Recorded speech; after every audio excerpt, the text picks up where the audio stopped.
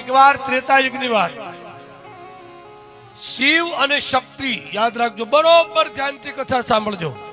મંડપમાં બેઠેલા શ્રોતાઓ પણ સામાન્ય સ્વરૂપ નથી એનું, શિવ અને શક્તિના રૂપમાં બેઠા છે. આ મારી માં ભગવતી બેઠી છે.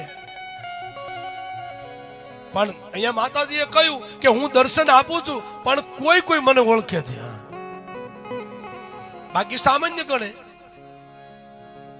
એક બાર ત્રેતા યુગમાં હી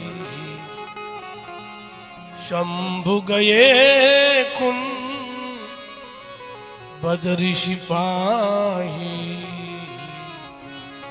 પણ સંગ સતી જગજનની ભવાની, માં ભવાની હારી ગયા. બાપ સ્ત્રી અને પુરુષ બંને મળીને ભક્તિ કરે તો મારી માં ભગવતી જલ્દી મળે છે. બાપ આપણા શાસ્ત્રોનું પ્રમાણ. માં ભગવતીનું ભાવ અને શ્રદ્ધાથી તમે સ્મરણ કરો, ભક્તિ કરો, બાપા જરૂર ફરી મળે છે.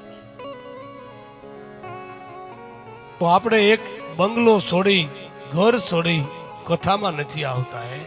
એવા જીવને મારી માં ભગવતી જગાડે છે કે તમારા બંગલા, ગાડી, પૈસો મૂકો. જ્યારે કથા આવે ત્યારે સમયસર વેલા જાગી જાઓ, પણ કથામાં આવો. ગાડી પલકી ખબર નહીં, કરે કાલ કી બાત, જીવ પર જમણા ફિરે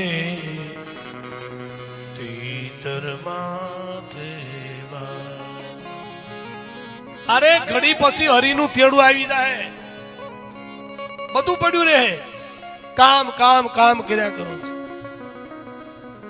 ઘણા તો કે છે કે હવે થોડુંક કામ રહ્યું દાદા, હવે એ બધું પૂરું થઈને પછી અમે બધા આમાં જ જવાના છીએ. લે કે પછી અમારે બીજું કઈ કરવું જ નથી, કથા જ સાંભળવી નહીં. બાપ સંસાર એ સમુદ્ર છે, સમુદ્રની સામે, દરિયા સામે તમે ઉભા રહો અને વિચાર કરો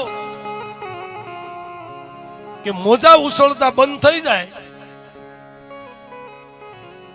તો અમે એક જ ડૂબકી મારી લઈએ. વાલા